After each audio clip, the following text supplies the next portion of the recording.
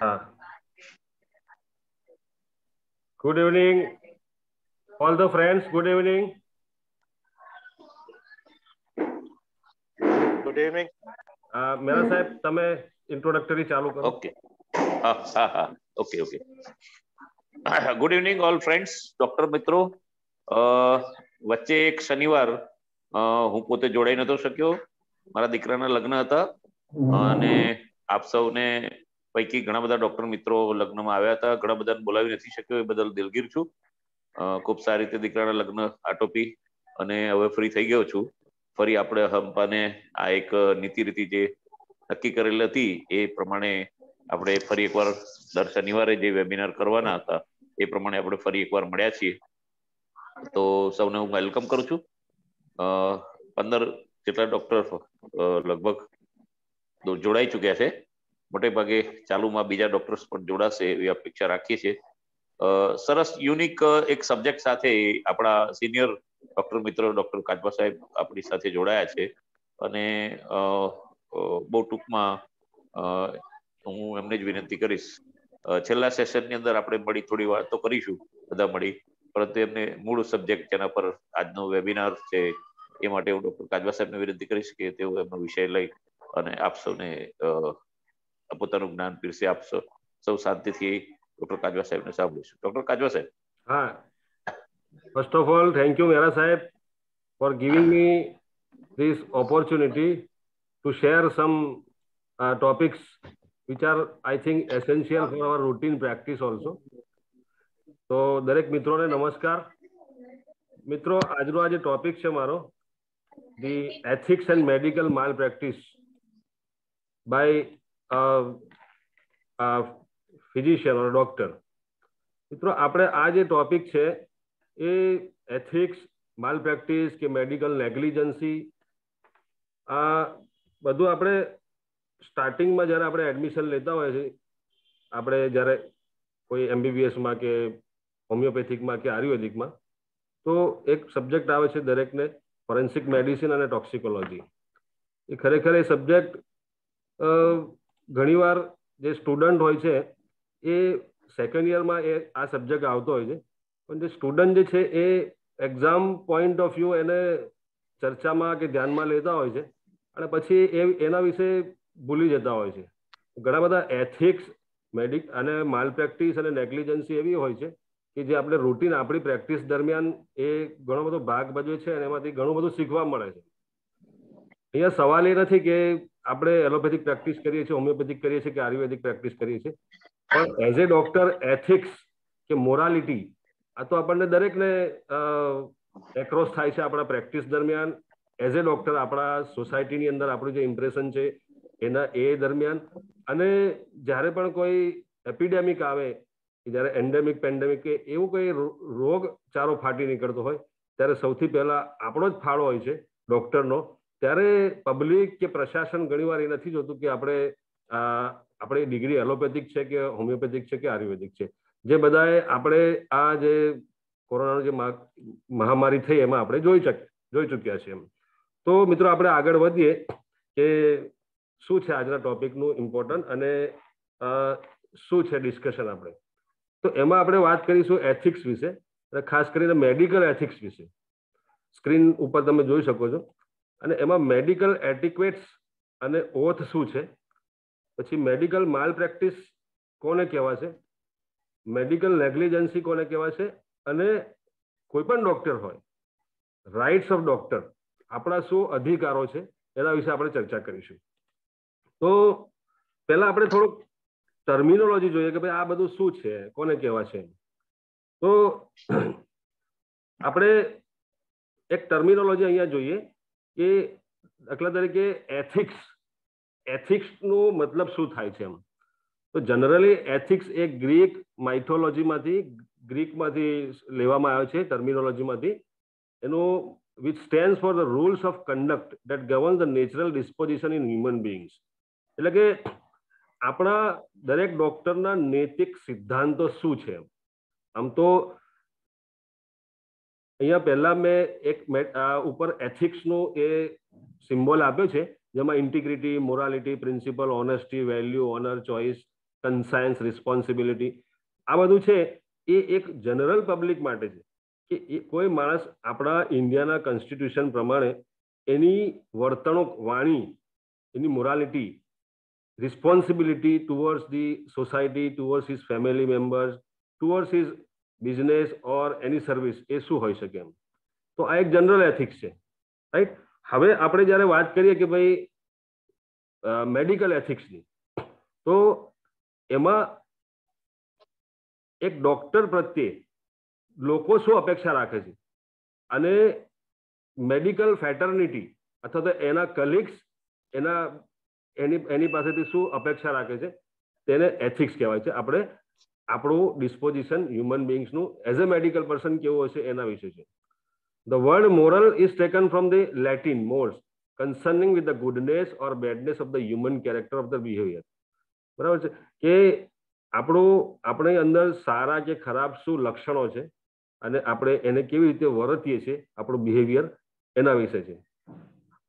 આગળ વધે તો મેડિકલ એથિક્સ શું છે, કે મેડિકલ એથિક્સની અંદર it means the moral principles which should guide the members of the medical profession in the course of their practice of medicine and their dealings with the patient and other members of the profession. So medical ethics means the moral principle which should guide the members of the medical profession in course of their practice of medicine. કે આપણને આપણા જે fraternity છે, માની લો કે આપણે homeopathic કર્યું છે કે આયુર્વેદિક કર્યું છે કે એલોપેથિક કર્યું છે, તો આપણી ફેટર્નિટી આપણને બીજા ડોક્ટર સાથે, કલીગ સાથે અથવા તો પેશન્ટ સાથે અથવા તો સોસાયટીમાં આપણે કેવી રીતે વર્તવાનું છે, આપણી વર્તણૂક કેવી રહેશે, આપણું બિહેવિયર કેવું રહેશે, એના વિશે છે. એના વિશે હું તમને એક વાત કરું કે જે ફેરલી વાત કરું તો ડોક્ટર પેશન્ટ રિલેશનશિપ શું હશે એમ, કે ભાઈ ડોક્ટરનો અને એના પેશન્ટ સાથે એનું શું રિલેશનશિપ રહેશે એમ. તો પહેલા તો દરેક પેશન્ટને ઘણા બધા અધિકાર હોય છે, કેમ કે એ આપણને એક ફીસ ચૂકવતો હોય છે પ્રાઇવેટ પ્રેક્ટિસની અંદર, અને જ્યારે ગવર્મેન્ટમાં જ્યારે એ દવા માટે જતો હોય છે, ટ્રીટમેન્ટ માટે, ત્યારે પણ એના ઘણા બધા અધિકારો હોય છે. જો એ અધિકારો આપણે ફૂલફિલ ના કરીએ તો કાં તો એ નેગ્લિજન્સીમાં આવશે, કાં તો એ માલ પ્રેક્ટિસમાં આવશે. તો એને શોર્ટમાં આપણે ક્લાસિફાય કરીએ તો ડોક્ટર પેશન્ટ રિલેશનશિપ, એક ડોક્ટરની એના પેશન્ટ સાથે, એના દર્દી સાથે શું કમિટમેન્ટ અથવા તો રિલેશનશિપ હોવી જોઈએ.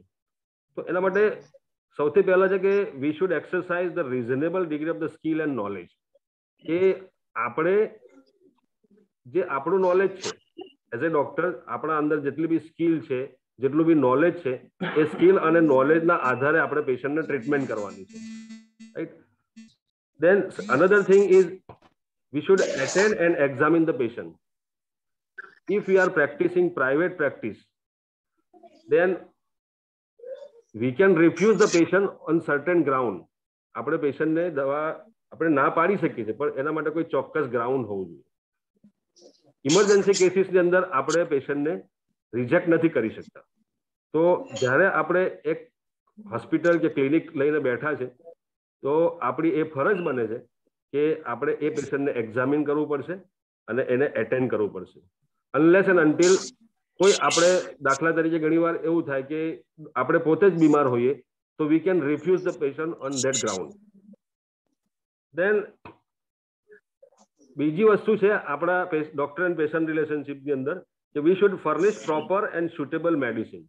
આપણે એને એક્ઝામિન કર્યા પછી એને સુટેબલ જે મેડિસિન છે, જે એની બંધ બેસતી દવા છે કે જે કઈ છે, એ આપણે પ્રોપરલી એને આપવી પડશે.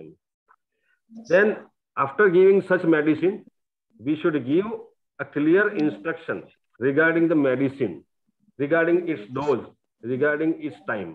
ઘણીવાર એવું થતું હોય છે કે આપણા કહેવાય છે કે ડોક્ટરના હેન્ડ રાઇટિંગ એટલા ખરાબ હોય છે કે ઘણીવાર મેડિકલ સ્ટોરમાં એ દવા લેવા જાય અને પછી રોંગ મેડિસિન આપી દેતા હોય છે, અને એ રોંગ મેડિસિન આપી દેતા પેશન્ટ એ રોંગ મેડિસિન લઈ લે છે, કે ઘણીવાર બતાવવા નથી આવતો મેડિસિન, અને પછી પોતે લઈ લે છે, તો એનામાં એ પેશન્ટને ઘણીવાર નુકસાન થતું હોય છે.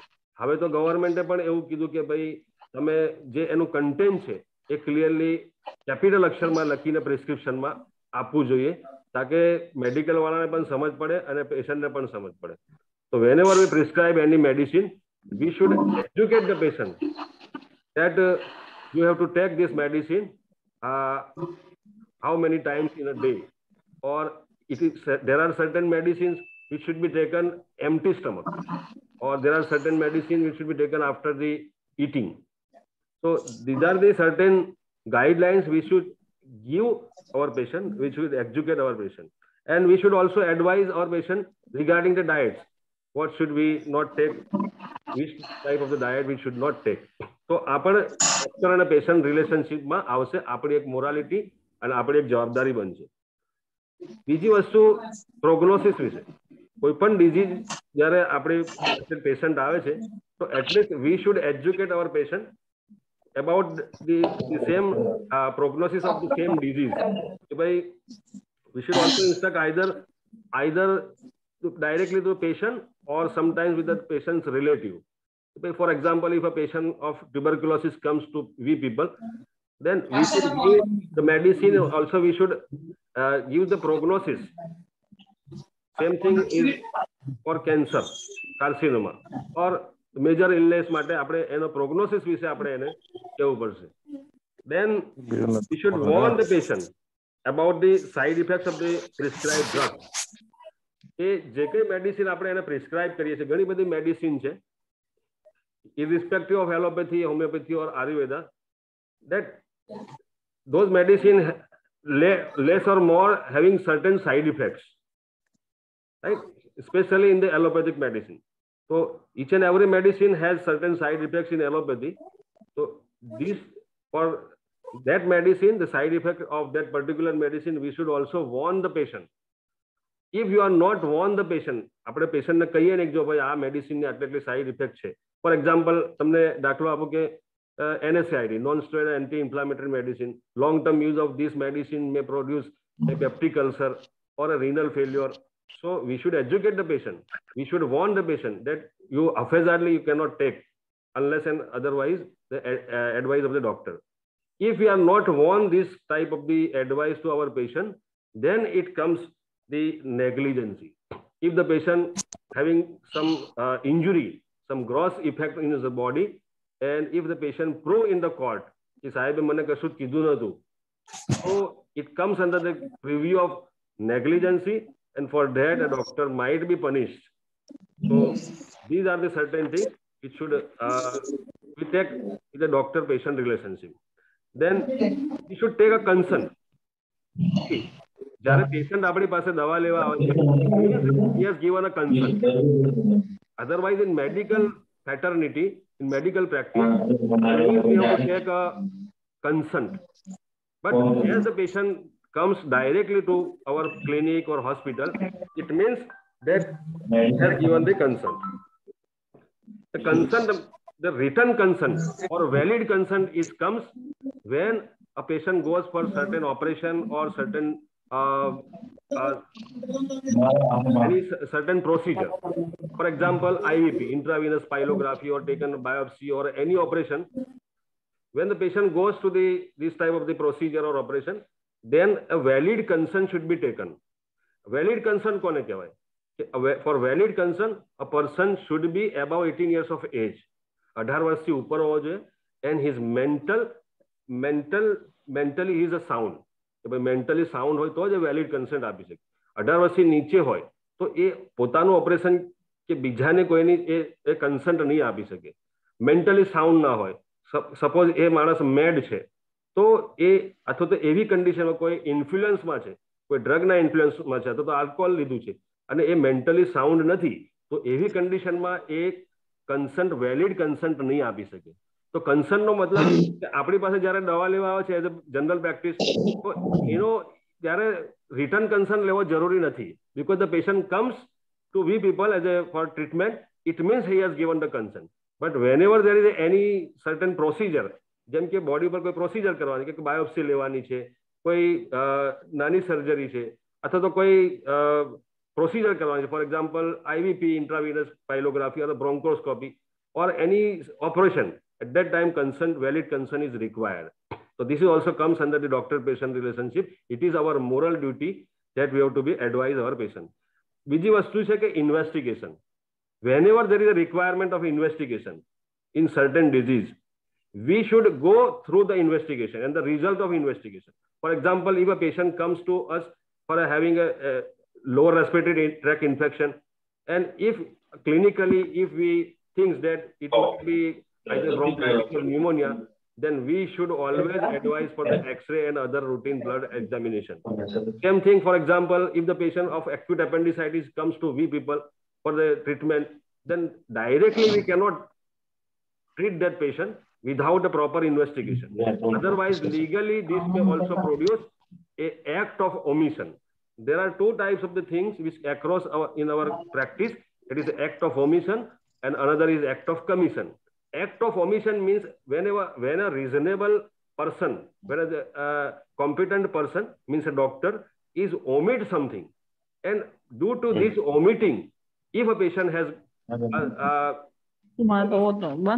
cross effect on his body, then it can become an act of omission. So these are we will discuss later on in the later slides. Then another thing is emergency cases. In emergency cases, we cannot refuse our patient except that it is beyond our knowledge. For example, if we are doing a general practice and some emergency patient comes for accident, head injury, so that is emergency condition. But we can refuse that patient and we can give, we should give proper advice that where to go, right? So in that condition, in emergency condition, beyond our knowledge or beyond our skill, in such condition, we can refuse the patient. Then another thing is professional secrecy. We should maintain the professional secrecy, that we should not disclose the suffering of the patient to other person. It may comes under certain condition that we will discuss later on. Now here, another thing is medical etiquette. Medical etiquette is essentially limited within the mutual relationship among the members of the medical profession. It means a relationship of the professional colleagues. આપણે જે doctor છે કે ભાઈ એક doctor મારો અને મારા બીજા સાથી સાથે મારે કેવી રીતે બિહેવ કરવું, right? These things should demand by our medical fraternity કે ભાઈ એક ડોક્ટરનો બીજા ડોક્ટર સાથે શું બિહેવિયર હોવો જોઈએ. Okay. Now medical ethics, it actually means the sense of courtesy and mutual respect which should govern the conduct and relationship among the members of the medical profession. આપણે as a doctor આપણે બીજા સાથે શું અપેક્ષા રાખીએ? Doctor relationship, કે ભાઈ એક ડોક્ટરનો બીજા ડોક્ટર સાથે શું રિલેશનશિપ હોવું જોઈએ? તો એમાં we should respect our seniors and we should promote, we should encourage our junior and we should behave with our colleagues as we are demanding. કે ભાઈ હું એક બીજા ડોક્ટર સાથે મારા માટે કેવી અપેક્ષા રાખું કે મારો એ ઇજ્જત કરે, મારી એ વેલ્યુ રાખે, મને દરેક રીતે મારો એ રિસ્પેક્ટ કરે. તો હું જ્યારે સામેવાળાથી અપેક્ષા રાખીશ તો મારે પણ એની સાથે એવી અપેક્ષા રાખવી પડશે. તો this comes under A doctor relationship કે ભાઈ મારી બીજા ડોક્ટર પ્રત્યેની શું લાગણી હોવી જોઈએ, શું અપેક્ષા હોવી જોઈએ. તો દેટ કમ્સ અંડર કે ભાઈ મારાથી સિનિયર છે તો આઈ will respect my senior. I believe him or her as my brother or sister. તો આપણે બીજા પ્રત્યે આપણા પોતાની જે અપેક્ષા રાખીશું એવું આપણે વર્તન કરીશું, સામેવાળો પણ આપણા પ્રત્યે એવી અપેક્ષા રાખશે, right? The medical profession expect from its member the highest level of character and morals, and for this it is mandatory to take an oath and reserve for it. આ બધા માટે right from beginning, Hippocrates, Dr. Hippocrates 4000 BC, પહેલાથી જ એને જેને આપણે હિપોક્રેટિક oath તરીકે ગણીએ છીએ.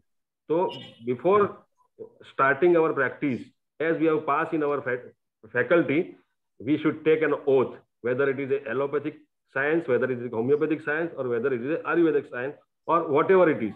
So before starting our practice, as soon as we pass our course, then we should take this type of the oath, right? Now, what this oath is, this oath is mandatory. And we should all deserve four it. આપણે એ લેવા પડશે અને આપણે આ રીતના જ આપણી practice અને આપણી વર્તન, આપણી મોરાલિટી, આપણા એથિક્સ સાથે એને ચાલુ પડશે. નાઉ મેડિકલ ઓથ આપણે શું લઈએ છીએ કે I solemnly pledge myself to consecrate my life to the service of the humanity.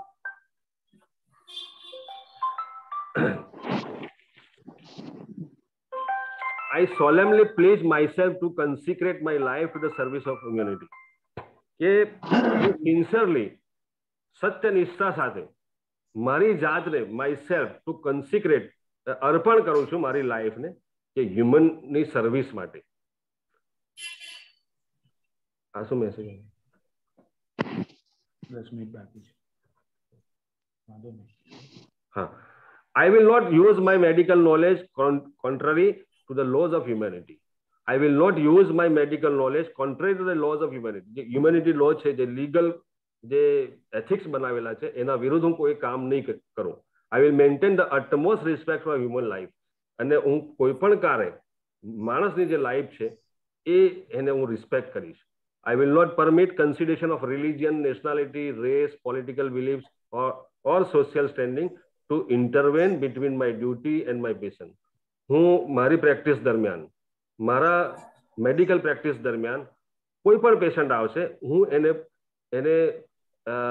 એની ફાળવણી અથવા તો એને રિલિજિયન ગ્રાઉન્ડ ઉપર કે નેશનાલિટીના ગ્રાઉન્ડ ઉપર કે રેશિયલ ગ્રાઉન્ડ ઉપર, પોલિટિકલ ગ્રાઉન્ડ ઉપર કે સોશિયલ સ્ટેન્ડિંગમાં હું એને નકારું નહીં, હું એનું અપમાન નહીં કરું અને પ્રેક્ટિસ માટે હું બંધાયેલો રહીશ. I will practise my profession with conscience and dignity. અને જે મેડિકલ પ્રોફેશનની જે ડિગ્નિટી છે, જે એની ઇજ્જત છે, આબરૂ છે, એ સભાનતા રીતે અને હું એને લાછણ નહીં આવવા દઉં એ રીતે હું પ્રેક્ટિસ કરીશ. The health of my patient shall be my first consideration. અને કોઈ પણ કાર્ય જે પેશન્ટની જે હેલ્થ છે એ મારું પહેલું જ કન્સિડરેશન હશે. બી આપણે બધા જોઈએ છે કે ઘણીવાર ઘણા હોસ્પિટલોની અંદર એની અંદર કે ભાઈ પહેલા પૈસા જમા કરાવો, ડિપોઝિટ જમા કરાવો ને બધું હોય છે. તો એના માટે હું એ ફોર્સ કે એના માટે હું પેશન્ટને કે એના રિલેટિવ્સને હું ફોર્સ નહીં કરું. પેશન્ટની જે હેલ્થ છે એ મારી ફર્સ્ટ કન્સિડરેશન હશે. Even in our homeopathy that Dr. Hahnemann has said in very first aphorism, the high and only mission of the physician is to restore the sick to health, to cure as it is termed. કે મારું mission જ એવું હશે કે ભાઈ મારો patient પહેલા સાજો થાય. બાકીની બધી વસ્તુ જે ગોન છે અને એ આપણે પછી એને વિચારીશું. સૌથી પહેલા મારા પેશન્ટની હેલ્થ વિશે હું વિચારીશ.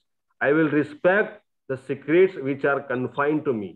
હું દરેક રીતે મારા પેશન્ટનું સિક્રેટ જાળવી રાખીશ મારી પ્રેક્ટિસ દરમિયાન. કે ભાઈ હું કોઈને કહું નહીં કે ભાઈ આ પેશન્ટને આ બીમારી છે, આ પેશન્ટને આ બીમારી છે.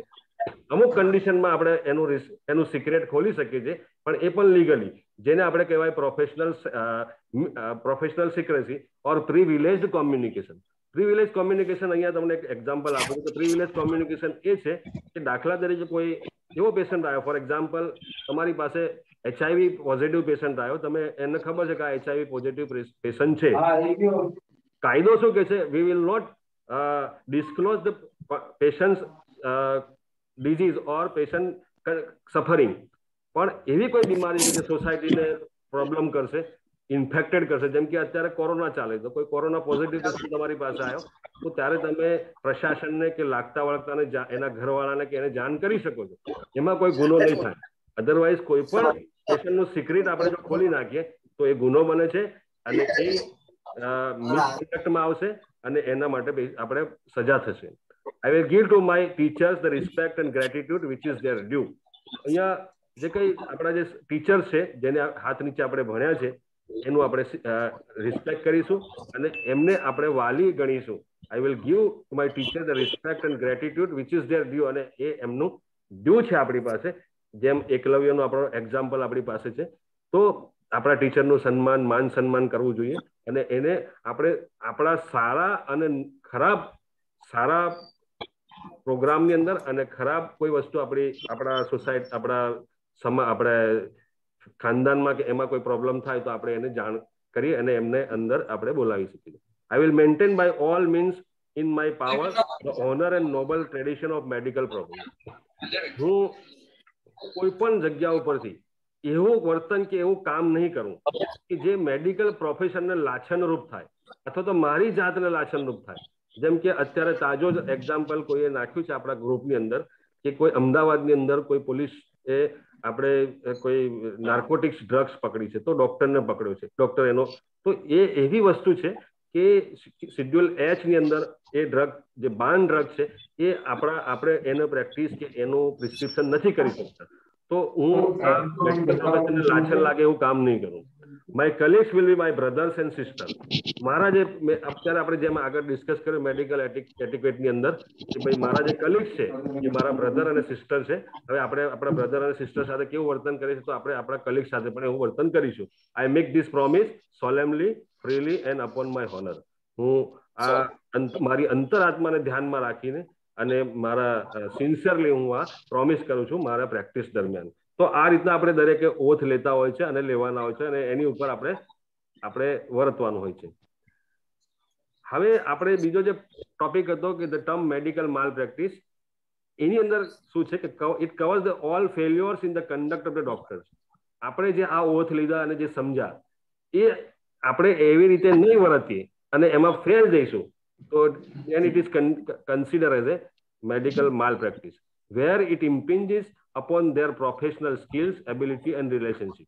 જો આપણે મેડિકલ માલ પ્રેક્ટિસ કરીશું તો આપણી જેટલી બી ઇજ્જત છે, આબરૂ છે, આપણી જે સ્કિલ છે, એબિલિટી છે એને આપણને એ આપણું ખલાસ કરી દેશે, માર્કેટમાં આપણું નામ બદનામ થશે.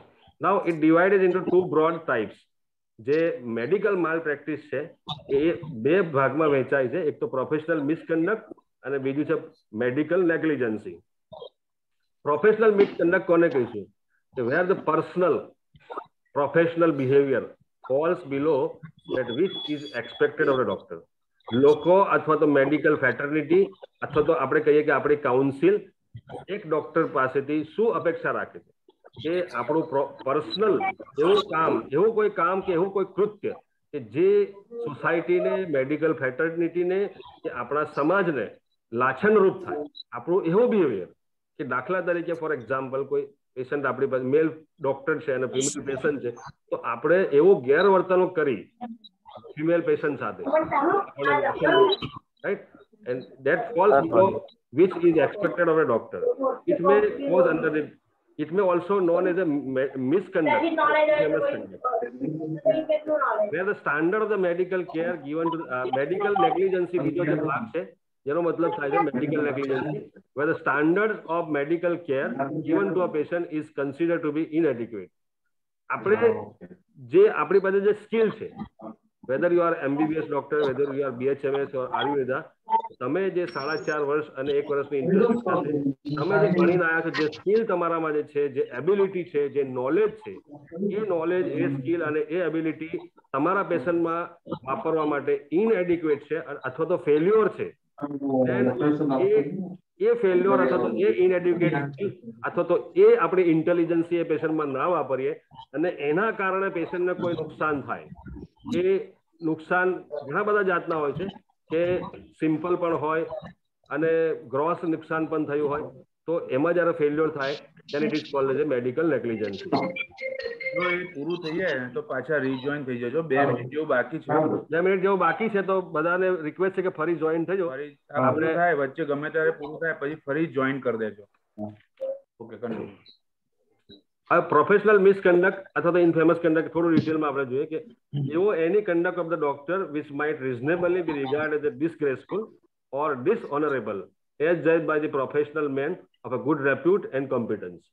જ્યારે આપણને એક ડિગ્રી આપી છે આપણે ફેટર્નિટી તો ત્યારે જ આપી છે કે આપણે 4.5 વર્ષનો કોર્સ કર્યો છે અને 1 વર્ષની ઇન્ટર્નશિપ કરી છે અને આપણે જ્યારે પ્રેક્ટિસ કરીએ છીએ ત્યારે આપણી પાસેથી શું અપેક્ષા હોવી જોઈએ, એક ડોક્ટર પાસેથી શું અપેક્ષા હોવી જોઈએ, એ અપેક્ષા કે એની અંદર એ રિઝનેબલી બી રિગાર્ડેડ એઝ અ ડિસગ્રેસફુલ, ડિસઓનરેબલ એ જેવી અપેક્ષા રાખે છે એ પ્રમાણે નથી. એની અંદર it involve abuse of professional position અને આપણે આપણા પ્રોફેશનનો સિમ્બોલ કે આપણી જે માન મર્યાદા છે એનો ઉપયોગ કરીને આપણે કોઈ ગેરવર્તણૂક કરીએ તો એ ઇનફેમસ કન્ડક્ટ કહેવાશે. નેક્સ્ટ એમાં જે ડિટેલમાં છે કે ભાઈ એની અનએથિકલ પ્રેક્ટિસ, અનએથિકલ પ્રેક્ટિસ કરીશું કે ભાઈ દાખલા તરીકે આપણે એવી કોઈ દવા આપીશું જે આપણા શેડ્યુલ H ની અંદર હોય, જે બાન મેડિસિન હોય, જેમ કે ઘણીવાર આપણે એબોર્ટિફાઇન ડ્રગ્સ આપતા હોય છે, અથવા તો નાર્કોટિક્સ દવાઓ આપણે વાપરતા હોય છે, સાયકિયાટ્રિક ડોક્ટર વાપરતા હોય, એ આપણે વાપરતા હોય, તો it is beyond our knowledge. If he does not maintain the medical records of his indoor patient for a period of 3 years and refuse to provide the same within 72 hours when the patient requests for it. બરાબર? જો આપણે indoor patient રાખતા હોય તો આપણે 3 વર્ષનો record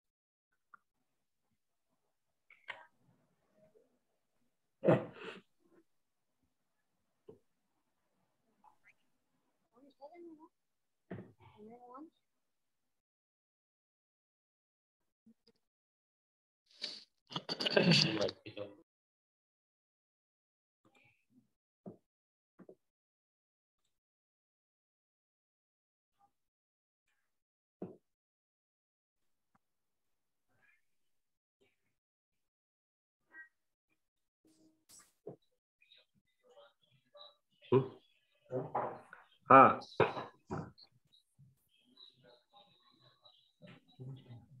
Another thing is, he does not display the registration number according to him accorded to him by the SMC in his clinic. કે આપણે જ્યારે આપણે એક કોઈ ડિગ્રી મેળવતા હોય તો આપણે સ્ટેટ મેડિકલ કાઉન્સિલ આપણને એક રજિસ્ટ્રેશન નંબર આપે છે, તો એ આપણે આપણા બોર્ડ ઉપર કે આપણા પ્રિસ્ક્રિપ્શન પેડ ઉપર ના રાખીએ તો એ પણ એક ગુનો બને છે. Physician posted in a rural area is found absent on more than 2 occasions during inspection by the head of the district health authority or the chairman, જિલ્લા પરિષદ etc. આ જે વાત છે કે જે ખાસ કરીને જે આપણા હોમિયોપેથિક ડોક્ટર છે જે NRHM ની અંદર અથવા તો અર્બન ની અંદર જેની પોસ્ટિંગ થઈ છે, તો ગવર્મેન્ટ જોબ જે કંઈ કરે છે, તો એમાં ઘણીવાર એવું સાંભળવા મળ્યું છે કે ભાઈ સેટિંગ હોય છે, આ છે તે છે, તો એ પણ એક મિસકન્ડક્ટ કહેવાશે, એ પણ એક ગુનો બનશે કે જ્યારે તમે કન્ઝિક્યુટિવલી 2 વખત તમે એબસન્ટ રહો અને જ્યારે એનું ઇન્સ્પેક્શન આવતું હોય ત્યારે તમારી ગેરહાજરી દર્શાવતા હોય તો એ પણ એક આપણો મિસકન્ડક્ટ કહેવાય છે. પછી બીજું છે, physician posted in a medical college as a teaching faculty or otherwise is found absent on more than 2 occasions, the same shall be constructed as misconduct if it is certified by the principal medical student superintendent. તો આ છે government જોબની અંદર કે કોઈ કોલેજની અંદર, કોઈ government જોબની કોલેજની અંદર આપણે જોબ કરતા હોય અને આપણે એને ઇન્ફોર્મ કર્યા વગર જો કન્ઝિક્યુટિવલી એબસન્ટ રહીશું તો એ પણ આપણો મિસકન્ડક્ટ કહેવાશે. બીજું છે, be convicted by court of law for offense involving moral criminal acts, do sex determination tests with the intent to terminate the life of a female fetus. એ જ્યારે કોઈ પણ ડોક્ટરને કોઈ ક્રિમિનલ એક્ટ કર્યું છે કે ભાઈ કોઈ એનો પોતાએ કોઈ એક્ટ કર્યો છે, કોઈ કે સેક્સ ડિટર્મિનેશન કર્યું છે, આવા કિસ્સા પણ બહાર આવે છે. આપણે જ્યારે આ એથિક્સની વાત કરીએ તો એવું નથી ખાલી આપણા માટે છે, હું હોલ એથિકલ ફેટર્નિટીની વાત કરું છું કે દાખલા તરીકે કોઈ ઘણા બધા ગોધરામાં બી એવા કિસ્સા બનેલા છે ને આપણે રોજે રોજ પેપરમાં બી વાંચતા હોય છે કે જ્યારે કોઈ કોર્ટે કોઈ ડોક્ટરને એવો ક્રિમિનલ ઇન્ટેન્સમાં ઇન્વોલ્વ અથવા તો સેક્સ ડિટર્મિનેશનમાં ઇન્વોલ્વ છે અને એને કોઈ એવી સજા સંભળાવી છે, તો ઘણીવાર એવું થાય છે કે ઇસ્યુ એ ફોલ્સ અથવા તો misleading or improper certificate for subsequent use in the courts or for administrative purpose. ભાઈ કોઈને આપણે જૂઠા સર્ટિફિકેટો, મેડિકલ સર્ટિફિકેટો આપીએ તો એ પણ એક મિસકન્ડક્ટ કહેવાશે. Then violation of the provision of the Drug and Cosmetic Act, he should not sell Schedule H and L drugs and poisoning to the public. બરાબર છે, તો આપણે અમુક જે બાન મેડિસિન છે, સાયકોટ્રોપિક ડ્રગ જે છે which are comes under Schedule H and L that we should not prescribe. જેમ કે સ્ટીરોઇડ્સ પણ અંદર આવે છે, તો આપણે આજે જોતા હોય કે આપણા ઘણા બધા પ્રેક્ટિશનર જે છે, જનરલ પ્રેક્ટિશનર, એ સ્ટીરોઇડ આડેધડ પ્રિસ્ક્રાઇબ કરતા હોય છે and there are lots of side effects of this particular steroids. Psychotropic drug પણ આપણે ઘણા લોકોને બધા આપતા હોય છે. Then supply or selling of addiction forming drugs to a patient other than medical grounds. જેમ આજના આપણા અમદાવાદ વાળો જે કિસ્સો છે કે જેમાં કોડિનનું પ્રિસ્ક્રિપ્શન અથવા કોડિન વેચતા પકડાયા છે, તો that is also a not a good thing, it is also violation. And give cover or assist someone who has no medical qualification to attend, treat or perform an operation in cases requiring professional discretion or skill. કે આપણી પાસે degree ના હોય, operation આપણે we are not એ સર્જન, કોઈ degree ના હોય ને આપણે એ કામ કરતા હોય તો એ પણ એક મિસકન્ડક્ટ કહેવાશે. Another thing is perform an illegal abortion. The illegal abortion can only allowed in India under the purview of MTP, Medical Termination Act of Pregnancy 1971. એના આધારે ઇન્ડિયાની અંદર આપણે લીગલ એબોર્શન કરાવી શકીએ છીએ. તો દેટ આર એ જે MTP એક્ટ છે 1971 માં આવ્યો હતો અને એના ઘણા બધા કન્ડિશન છે, એના અંદર જ આપણે અને એનો એક્સપર્ટ માણસ એબોર્શન કરાવી શકે. તો આવા પણ ઘણા બધા કિસ્સા આવ્યા છે કે આપણે એબોર્ટિફિશિયન મેડિસિન આપતા હોય છે અને એમાં બ્લીડિંગ થાય અને પછી કોમ્પ્લિકેશન થતા હોય છે. Then operation for which there is no medical, surgical or psychological indication. કોઈ એવું ઇન્ડિકેશન ના હોય અને એનું એબોર્શન કરાવ્યું હોય તો કર્યું હોય. Then issuing a certificate of efficiency in modern medicine to unqualified or non-medical person. કે ભાઈ કોઈ ક્વોલિફિકેશન ના હોય તમારી પાસે અને તમે કોઈ મેડિકલ સર્ટિફિકેટ ઇસ્યુ કરો છો તો. Then disclose the professional secrets. કે પેશન્ટનું આપણે સિક્રેટ્સ આપણે બીજાને કહી દીધું તો એ પણ એક ગુનો બને છે. Then refuse on religious ground for sterilization, birth control, circumcision and medical termination of pregnancy when it is indicated. તમારી પાસે કોઈ એવું સ્ટરીલાઇઝેશન, ખાસ કરીને જે સર્જન છે, ગાયનેકોલોજીસ્ટ છે, એના માટેનું છે. કે જો કોઈ ગાયનેકોલોજીસ્ટ કે કોઈ સર્જન સ્ટરીલાઇઝેશનની ના પાડી દે છે અથવા તો બર્થ કંટ્રોલ માટેની જે ઓપરેશન છે, વેઝેક્ટોમી વગેરે એનું ના પાડે છે, સર્કમસિઝન રિલિજિયસ બિલીફ છે એ ના પાડે છે અથવા તો MTP કરવાનું ના પાડે છે, તો એ પણ એક ગુનેગાર થશે અને એ પ્રોફેશનલ મિસકન્ડક્ટમાં આવશે. Then another important thing for all we people, કે whenever we publish any photographs or case report of our patient without the consent of that any medical or other journal, કે આપણે જ્યારે કોઈ પેશન્ટ આપણી પાસે આવે છે, ઘણાને એ હોય છે કે ભાઈ આપણા જે કેસ ક્યોર કર્યો છે એનું આપણે લોકોને શેર કરીએ અથવા તો કોઈ જર્નલમાં આપીએ તો ઘણીવાર એનો ફોટોગ્રાફી અથવા તો એની એવી વસ્તુ કે જેમાં એની આઈડેન્ટિટી જાહેર થાય છે, તો એ આઈડેન્ટિટી આપણે ડિસ્ક્લોઝ ના કરી શકીએ અનલેસ એન્ડ અધરવાઇઝ એના કન્સન્ટ વગર. તો પેશન્ટનો કન્સન્ટ હોય તો આપણે કરી શકીએ છીએ, અધરવાઇઝ પેશન્ટના કન્સન્ટ વગર આપણે કોઈ પણ જર્નલમાં કે એમાં એનો ફોટો કે આર્ટિકલ કે કેસ વિશે આપણે આપી નથી શકતા. જો કન્સન્ટ વગર આપીશું તો આપણે ગુનેગાર થઈશું. Then use of touts or agent. અત્યારે બહુ ચાલતું હોય છે ટોટ્સ એટલે કે એજન્ટો, કે ભાઈ પૈસા આપીને એવા જેમ કે અમુક લોકો કરતા કે રિક્ષાવાળાને પૈસા આપતા હોય છે, પછી એ ટાઉટ્સ હોય છે કે જેને આપણે પેશન્ટોને ફોસલાવીને આપણી પાસે લઈ જાય. એન્ટીસ, એજન્ટ ટુ એન્ટીસ પેશન્ટ, પેશન્ટને ફોસલાવે, લાલચ આપીને આપણી પાસે લઈ જાય, તો એ પણ એક મિસકન્ડક્ટમાં આવશે. Then claim to be specialist when he has no special qualification in that branch. ઘણા મિત્રોને જોયું છે કે ભાઈ લખે છે કે સ્કિન સ્પેશિયાલિસ્ટ ને આ સ્પેશિયાલિસ્ટ, આપણી પાસે ડિગ્રી નથી તેમ છતાં પણ તો એ ઘણી બધી બ્રાન્ચમાં હું સ્પેશિયાલિસ્ટ છું, પીડિયાટ્રિક પ્રેક્ટિસ કરું છું, સ્કિનની પ્રેક્ટિસ કરું છું, બરાબર. પ્રેક્ટિસ આપણી પાસે એ ડિગ્રી કે સ્પેશિયાલિટી ના હોવા છતાં પણ આપણે પ્રેક્ટિસ કરીએ તો પણ એક ગુનો બને છે. નેગ્લિજન્સી, કે ભૂલ, અને એ ભૂલના કારણે પેશન્ટને ઘણી બધી વાર ભોગવવું પડતું હોય છે.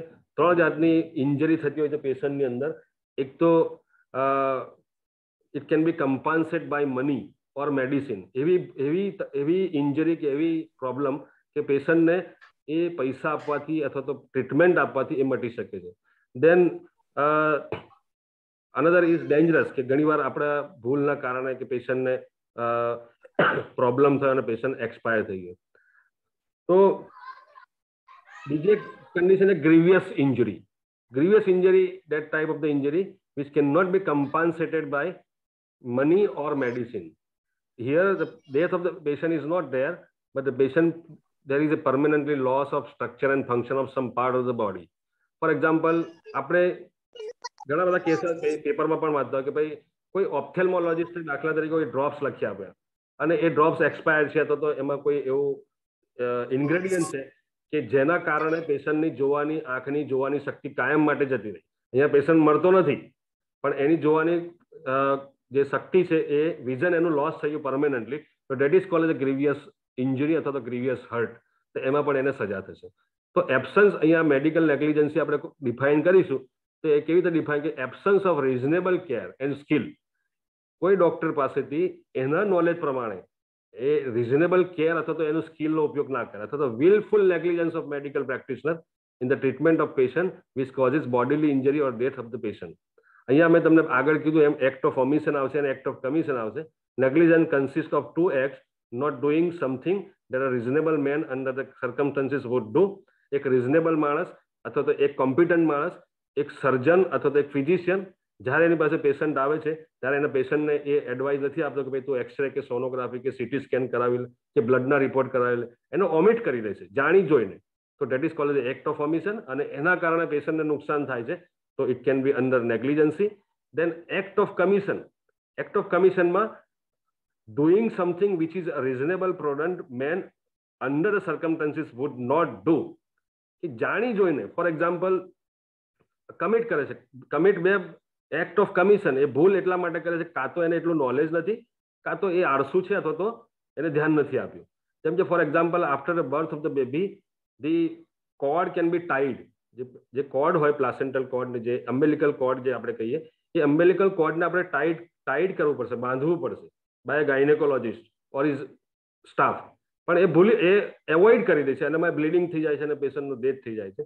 તો that is comes under the act of commission. એ તો આપણા રૂટીન પ્રેક્ટિસની અંદર પણ આપણે કોઈ મેડિસિન એવી છે કે જે એક ટાઈમ લેવાની છે વન્સ અ ડે અને આપણે એને કઈ 3 કે 4 ટાઈમ લઈ જાય અથવા તો આપણે લખવાનું ભૂલી ગયા તો that is cold as act of commission. અને એના માટે જે પેશન્ટને પ્રોબ્લેમ થશે એના માટે doctor comes under the medical negligence and he might be punishable. Civil negligence and a criminal negligence હોય છે when a patient or in case of death any relative brings suit in civil court for realization of compensation from his doctor if he has suffered injury due to negligence. For example આપણે કોઈને injection આપ્યું છે અને injection એબ્સેસ થઈ ગયું છે તો એ એબ્સેસ ને ક્યોર કરવા માટે એનો જે ખર્ચો થશે એ કમ્પન્સેટ થઈ જશે by the money. Another thing, when the doctor brings a civil suit for the realization of his fees from the patient or his relatives who refuse to pay the same allaying professional negligence. Civil negligence ની અંદર such acts on the part of the treating physician which causes some suffering, harm or damage to the patient. આપણા ટ્રીટમેન્ટના કારણે પેશન્ટને કોઈ damage થયું છે. Damage in such which can be compensated by paying money. ઘણીવાર એવું નાનું હોય કે સિમ્પલ ઇન્જરી થઈ હોય કે કમ્પન્સેટ પૈસા આપીને એને ફૂલફિલ થઈ જાય.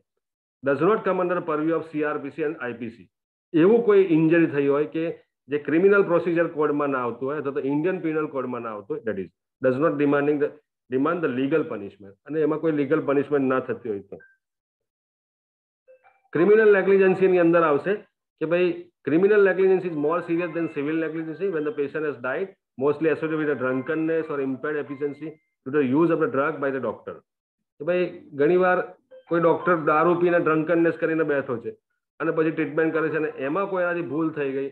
ફોર એક્ઝામ્પલ દારૂ પીને ઓપરેશન કરે છે તો એ ભૂલ થઈ ગઈ, કમ્પન્સેટ કરવી પડશે. And doctor shows gross incompetency and inattention in the selection and application of the remedies, undue interference by him or criminal indifference to the patient's safety. Section 304A IPC deals with the criminal negligence. Whoever causes the death of any persons by doing any rash or negligent act not amounting to culpable homicide should be punished with imprisonment up to 2 years with or without fine. જે 304A IPC છે એ criminal નેગ્લિજન્સીના કારણે કોઈ પેશન્ટનું death થયું છે, કલ્પેબલ homicide, કલ્પેબલ કે મારી નાખવાનો interest નતો પણ પેશન્ટ મરી ગયું છે અને એ સાબિત થઈ જશે તો 2 વર્ષની સજા છે, ઘણીવાર 2 વર્ષની સજા અને પૈસાકીય દંડ પણ થશે. આ તો નેગ્લિજન્સી અને મિસકન્ડક્ટ હતું. હવે એક આ બહુ જ ઇમ્પોર્ટન્ટ વસ્તુ છે પિનલ ઇરેઝર, જે ઘણા બધા ડોક્ટરોને કદાચ હું ભણાવું છું એટલે મને ખબર છે, બાકી ઘણાને ખબર નહીં હોય કે આપણું નામ, ડોક્ટરનું નામ રજિસ્ટરમાંથી ક્યારે ઇરેઝ કરી દેવામાં આવે, કાઢી નાખવામાં આવે. તો એના માટે ઘણી બધી એને પ્રોફેશનલ ડેથ સેન્ટેન્સ પણ કહેવાય છે. When the name of the doctor is permanently removed it is termed as a professional death sentence. Erasure of the name of the doctor is removed from the SMC State Medical Council register after the date of the ક્યારે નીકળી શકે છે. તો એક તો એવી condition છે કે જ્યારે કોઈ રજિસ્ટર્ડ મેડિકલ પ્રેક્ટિશનર આપણો જ્યારે એનો ડેથ થઈ જાય ત્યારે કાઉન્સિલને ખબર પડે તો એનું નામ એ કાઢી શકે છે. When entries of the medical practitioner are erroneous or fraudulent, કે જ્યારે કોઈ પાસે કોઈ ફ્રોડ ડિગ્રી લઈ આવ્યો છે અને એનું નામ એ કોઈ અંદર એન્ટર કરાયું છે, અને જ્યારે કાઉન્સિલને ખબર પડશે કે આની પાસે કોઈ ડિગ્રી નથી, ફ્રોડ ડિગ્રી છે, ત્યારે પણ એ એની ઉપર પગલાં લેશે અને એનું નામ કાઢી નાખશે. In case of professional misconduct which is known as a penal erasure, આપણે જે પ્રોફેશનલ મિસકન્ડક્ટ અને માલ પ્રેક્ટિસ વિશે ઉપર જોયું, એમાં કોઈ ગુનો બનશે અને જ્યારે ડોક્ટર એના માટે સાબિત થઈ જશે કે આ ડોક્ટર ગિલ્ટી છે, ગુનેગાર છે, ત્યારે એ વસ્તુ કોર્ટ કાઉન્સિલમાં મોકલશે કે ભાઈ આ ડોક્ટરનું નામ તમે હંમેશા માટે એના રજિસ્ટરમાંથી કાઢી નાખો, લાલ શેડો મારી દો, તો પણ એ આપણું નામ કાઢી નાખશે. And when the registered medical practitioner is not treatable at the address recorded with the council. આવા ઘણા બધા કેસ મેં પણ જોયા છે કે આપણા જે ડોક્ટર મિત્રો છે, ઘણા બધા મિત્રો, એ એકવાર એનું રજીસ્ટ્રેશન કર્યા પછી એને રિન્યુઅલ નથી કરાવતા. આળસુ હોય તો ભૂલી જાય. હવે તો ઠીક છે, આપણા જે કાઉન્સિલના મેમ્બરો છે પહેલા 2 વર્ષનું હતું, હવે 5 વર્ષનું કરી દીધું, તો 5 વર્ષ સુધી આપણે કોઈ પ્રોબ્લેમ નથી રહેતો. પણ એ 5 વર્ષ પત્યા પછી પણ આપણે એનું રિન્યુ કરાવવું પડશે, રાઈટ? જો આપણે કોરસ્પોન્ડન્સ ના કરીએ, આપણે ભૂલી જઈએ અથવા તો આળસના કારણે આપણે ના કરીએ, તો પણ કાઉન્સિલ ઘણીવાર આપણું નામ કાઢી નાખે છે. તો every 5 years we should have renewal our registration. તો આને પીનલ ઇરેઝર કહેવાશે. આ rights and privilege registered medical practitioner છે, એ આપણે આગળ ડિસ્કસ કરી દીધું છે. હું થોડું રેડ ક્રોસ એમ્બ્લેમ વિશે કહી દઉં કે who can use the red cross emblem. આ સિમ્બોલ કોણ વાપરી શકે છે? આજે આપણે જોઈએ છીએ ઘણા ડોક્ટરો પોતાની ગાડી ઉપર કે બાઇક ઉપર રેડ ક્રોસ મારતા હોય છે. તો લીગલી આપણે આ નથી મારી શકતા. Red cross is an emblem which is used only by those belonging to the Red Cross movement and Army Medical Service involved in humanitarian work. ખાલી આર્મી વાળાને જ અધિકાર છે. Mainly at times of arm conflict, જ્યારે કોઈ arm conflict થયો હોય કે જ્યારે કોઈ ઘર્ષણ થયું હોય અથવા તો વાર થયો હોય, ત્યારે જ આર્મીના ડોક્ટરે વાપરી શકે છે. As specified by the Geneva convention, the emblem can be use only by the following condition: facilitated for the care of injured and sick armed force member. જ્યારે કોઈ આર્મ ફોર્સ કે આર્મીમાં જે કામ કરતો એ ઇન્જર થાય ત્યારે એમની આ સિમ્બોલનો યુઝ કરી શકે છે. Arm force medical person and equipment, જે આર્મીની જે હોસ્પિટલ હોય છે એની ઉપર એ કરી શકે. મિલિટરી કેપ્લેનમાં કરી શકે છે. ઇન્ટરનેશનલ રેડ ક્રોસ ઓર્ગેનાઇઝેશન પર આનો યુઝ કરી શકે છે. ડોક્ટર નથી કરી શકતો. The use of the emblem by government medical institution like hospitals, clinics and blood banks, doctors, private nursing homes, and also on the ambulance vehicle is equivalent to abuse and is punishable with a fine of ₹500. તો આ પહેલા ગુનામાં જો આપણે પકડાઈએ તો ₹500નો દંડ થશે અને forfeit of the goods or vehicle, એનો આપણું જે સાધન છે, વ્હીકલ છે, એને પણ એ લોકો બાનમાં લઈ શકે છે. On which the emblem has been use, આપણે એનો જે રેડ ક્રોસ વાપરીશું એની ઉપર. તો this is all about the this a little sharing of the topics. હું અહીંયા એન્ડ કરું છું. દરેક મિત્રોનો દિલથી આભાર માનું છું. Thank you all my colleagues. સૌથી પહેલા તો હું આપણા એસોસિએશનનો અને આપણા એસોસિએશનના પ્રેસિડેન્ટ ડૉક્ટર દિલીપભાઈ અને સેક્રેટરી મહેરા સાહેબ અને બધા મિત્રોનો ખૂબ ખૂબ આભાર માનું છું કે જે લોકોએ મને એક માધ્યમ આપ્યું તમારી સાથે એક વાત શેર કરવાની.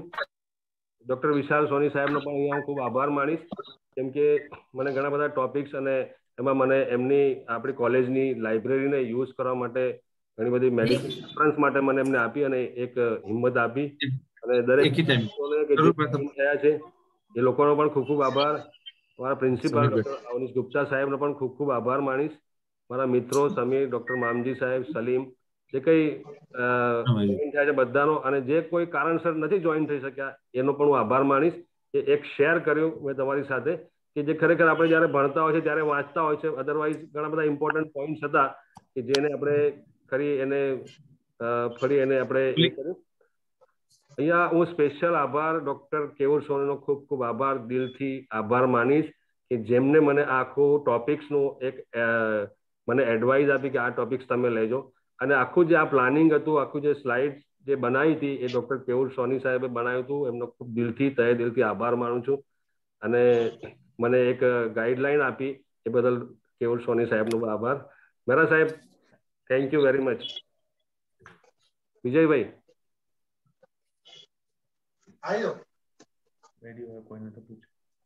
કોઈને કોઈ ક્વાયરી હોય કે એવું હોય તો પૂછી શકો છો. સાહેબ ઘણું સારું રહ્યું. હા, થેન્ક યુ સાહેબ. જુબેર સાહેબ હાથ ઊંચો કરતા. જુબેર સાહેબ તમે હાથ ઊંચો કરતા હતા. મામદી સાહેબ હાથ ઊંચો, કઈક હાથ ઊંચો કરતા. Enjoy it like anything. हाँ ओके. सर जी कैसा रहा गुप्ता सर? यस काचवा सर, हाँ बहुत बढ़िया से होगा। में रहते हैं इसलिए गुप्ता है। काचवा सर, हाँ सर, एक क्वेश्चन का आंसर थोड़ा सा जानना है। जी सर। जैसे कोई सर ड्राइवर होता है, जी सर, वो गाड़ी लेके जा रहा है लाइसेंस लेकर के, लेकिन सामने एक्सीडेंट होता है तो उसके बचने के लिए जब कंपेंसेशन आता है तो इंश्योरेंस कंपनी उसको बचाव के लिए पैसा रख देती है। तो क्या जो है डॉक्टर की कोई ऐसी जो लाइसेंस है उसके पास मीन्स रजिस्ट्रेशन है, सब कुछ ठीक है, जी सर, लेकिन कभी उसके साथ ऐसा हो जाता है इंजेक्शन लगाया या कोई दवाई दी और दुर्घटना हो गई, उसमें मीन्स डेथ हो गई या उस डिसेबिलिटी हो गया, जी सर, तो कोई इंश्योरेंस कंपनी है जो कि अगर पेशेंट का या उसके रिलेटिव्स है तो उससे पैसा मांगते हैं कि 1 लाख हमें चाहिए, इसका कंपेंसेशन 2 लाख चाहिए, ऐसे बहुत कुछ केस होते हैं। जी सर, तो कोई इंश्योरेंस कंपनी बचाएगी उसको? कोई है ऐसा या होना चाहिए ऐसा? सर इसमें इंश्योरेंस कंपनी तो वो लीगल इश्यू के ऊपर जाएगी, उसका पीएम कराएगी और पीएम में कॉज ऑफ द डेथ कुछ जानेगी कि क्या कॉज ऑफ द डेथ है। अगर वो एक्सीडेंट की वजह, एक्सीडेंट में भी डेथ होता है लेकिन लाइसेंस है अगर उसके पास, हाँ, और ड्राइवर है अगर कोई ड्रंक किया हुआ नहीं है जी, तो फिर वो पूरा का पूरा पैसा इंश्योरेंस कंपनी दे देती है। जी सर। तो ऐसे डॉक्टर को बचाने के लिए डॉक्टर ने अपने से नहीं किया लेकिन वो हो गया जी, तो ऐसे में कोई इंश्योरेंस कंपनी, क्योंकि जो है ऐसे में सबसे ज्यादा तो आपको जानते होंगे ऑर्थोपेडिक है, ऐसे सबसे ज्यादा वो जो है उनके ऊपर कंपेंसेशन आता है। लेकिन हम लोगों से भी कभी कभी ऐसा हो जाता है कि केस है नहीं जानते हुए भी वो बिगड़ जाता है और फिर वो पेशेंट के रिलेटिव से उसमें बहुत कुछ पेनल्टी या कंपेंसेशन मांगते हैं। तो क्या ऐसा इंश्योरेंस कंपनी कोई है ऐसी या होना चाहिए ऐसा? सर अभी लास्ट जो अपने सीएमयू हुआ था उसमें एक बात आई थी कि अभी जनरल प्रैक्टिशनर को भी कुछ ये इंश्योरेंस वो कवर करती है।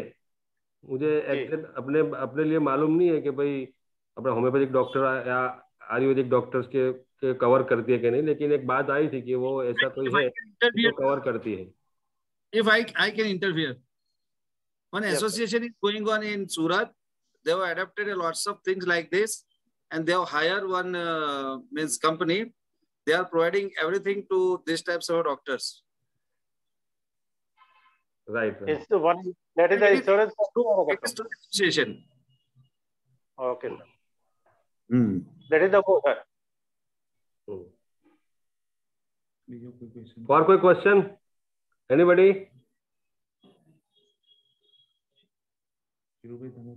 विशाल भाई તમે કંઈક બોલો. Virubhai is on another one. અરે તમારો પ્રોગ્રામ જોયો ભાઈ, આખો ફર્સ્ટ ક્લાસ પ્રોગ્રામ હતો. તમને ક્યારનો જોઈ રહ્યો છું, તમે ઊંઘો છો હવે? બેસી રહો ને હવે. અરે મારા કાચબા સાહેબ નો હોય ને ઊંઘતો હું યાર. એવું ના ચાલે યાર, એકલા કાચબા સાહેબ નું સાંભળવા માટે તમે જાગતા હો તો ના ચાલે આવું. ના આ તો એક પ્લેટફોર્મ મળ્યું આપણને કે ભાઈ આપણે કોઈક વસ્તુ ડિલિવર કરી, ઓથેન્ટિક વસ્તુ ડિલિવર કરી એટલા માટે. બાકી લેક્ચરો તો લેતા હોય છે, ઊંઘતા આપણે તો લેક્ચરો લેતા હોય, પણ આ એક ઓથેન્ટિક છે કે જ્યારે બધા મોટા લેક્ચર લેના હે. હવે નેક્સ્ટ ટાઈમ આપજી સાહેબ તમે લેક્ચર આપો.